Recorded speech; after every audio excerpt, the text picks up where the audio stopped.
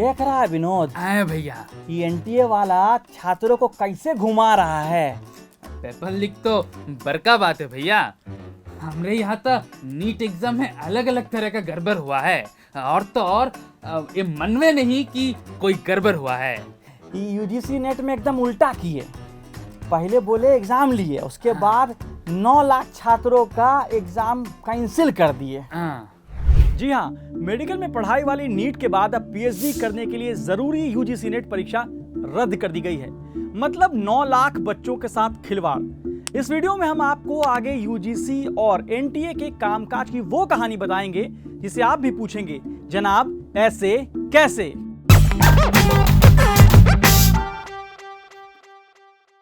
Video शुरू करने से पहले आपसे एक अपील। आप चाहते हैं कि क्विंट आपके मुद्दे, आपकी बात मजबूती से उठाए, तो हमें सब्सक्राइब करें और ज्यादा से ज्यादा लोगों तक ये वीडियो पहुंचाएं। देश भर की यूनिवर्सिटीज में जूनियर रिसर्च फेलोशिप यानी कि जेआरएफ और असिस्टेंट प्रोफेसर पद के लिए लाखों बच्चे यूजीसी नेट की परीक्षा देते हैं।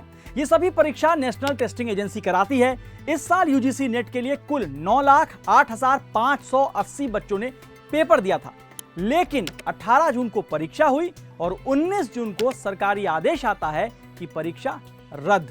एजुकेशन मिनिस्ट्री के मुताबिक परीक्षा प्रक्रिया की पारदर्शिता और पवित्रता को सुनिश्चित करने के लिए ऐसा किया गया है। मंत्रालय ने आगे कहा कि यह मामला अब सीबीआई को सौंपा जा रहा है। चलिए, तो ये हुई सरकारी बातें, लेकिन जिन लोगों को सरकार भूल गई है, आप उनकी बातें सुनिए। आप अपने स्क्रीन पर कुछ छात्रों के शब्द, उनके दर्द पढ़ सकते हैं। कोई अपनी पढ़ाई के लिए अपने परिवार से दूर है, प्रेग्नेंट महिलाएं एग्जाम देने आ रही हैं, शहरों में मेट्रो है, कैब है, लेकिन टियर 2, टियर 3 शहरों का क्या? गांव में रहने वाले कैंडिडेट का क्या? आप पढ़िए इन लोगों के मैसेज। कोई हजारों रुपए खर्च करके एग्जाम देने दूर कहीं सेंटर पर पहुंचता है। किसी की माँ पिता 43-44 डिग्री गर्मी में एग्जाम दिलाने आए थे, सेंटर के बाहर बिना किसी इंतजाम के धूप में गर्म हवा के थपेड़ों का सामना कर रहे थे, उनका क्या? अब आते हैं अहम सवाल पर। यूजीसी नेट पेपर लीक की बातें एग्जाम से 6 दिन पहले उठी थी। एक टेलीग्राम ग्रुप पर पैसे देकर पेपर 1 के सवाल लीक की बात कही जा रही थी। कुछ शिक्षकों ने इसके लिए एनटीए को मेल भी लिखा था।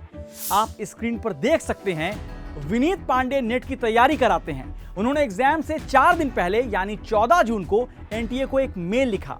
कह रहे हैं कि पेपर लीक की खबरें आ रही है, इसे देखिए। लेकिन एनटीए की तरफ से उन्हें कोई जवाब नहीं आया।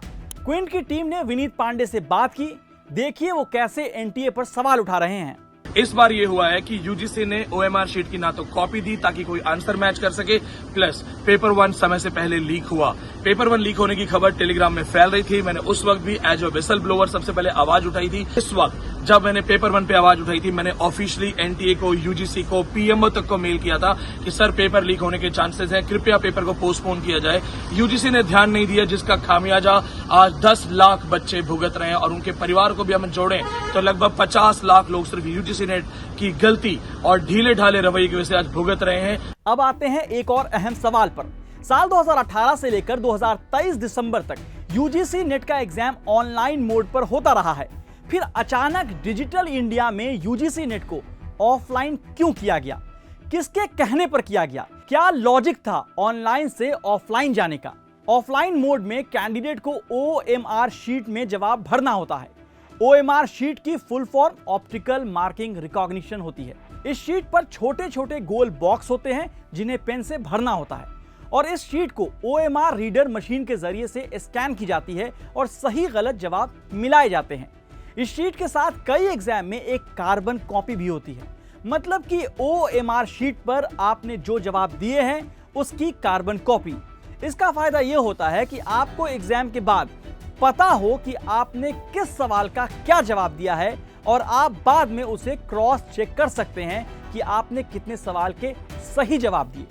लेकिन इस ओएमआर शीट में ऐसा नहीं था, कोई कार्बन कॉपी नहीं थी। आखिर इतना खर्च और संसाधन लग रहा है तो फिर कार्बन कॉपी क्यों नहीं दी गई? सिर्फ यही नहीं, एनटीए से यह भी सवाल है कि पेपर लीक जब आए दिन हो रहा है तो सिस्टम में मौजूद लीकेज को क्यों नहीं रोका गया? कैंडिडेट के सेंटर दूर क्यों दिए गए? हर एग्जाम में बच्चे शिकायत कर रहे हैं, फिर भी इस पर सुधार क्यों नहीं हुआ? गर्मी में ऐसे स्कूल और लोकेशन में सेंटर क्यों दिए गए जहां पानी, एसी, कूलर का इंतजाम नहीं था? एक और सवाल कि 18 जून को नेट के पेपर के बाद यूजीसी के चेयरमैन जगदेश कुमार दावा करते हैं कि 9 लाख बच्चों का एग्जाम कामयाब रहा, फिर एक दिन बाद कैसे एग्जाम कैंसिल करना पड़ा? क्यों नीट एग्जाम में हुई धांधली से एनटीए ने कुछ नहीं सीखा? एनटीए में गड़बड़ी ये सरकार क्यों नहीं मान रही है? आप एनटीए के गड़बड़ियों की कहानी देखिए। नीट एग्जाम में गड़बड़ी, नेशनल कॉमन एंट्रेंस टेस्ट मतलब एनसीईटी 2024 का एग्जाम कैंसिल होना, कॉमन यूनिवर्सिटी एंट्रेंस टेस्ट मतलब सीयूईटी अंडर ग्रेजुएट का दिल्ली में एग्जाम जो है वो पोस्टपोन होना। ऐसे कई एग्जाम्पल हैं। पहले तो शिक्षा मंत्री एनटीए को क्लीन चिट दे रहे थे, लेकिन छात्रों के विरोध के बाद अब शिक्षा मंत्री एनटीए में सुधार के लिए सरकार की एक उच्च स्तरीय समिति के गठन की बात कर रहे हैं। लेकिन यूजीसी नेट के 9 लाख बच्चों को जिस पीड़ा से गुजरना पड़ रहा है उसका क्या? इसलिए हम पूछ रहे हैं, जनाब ऐसे कैसे?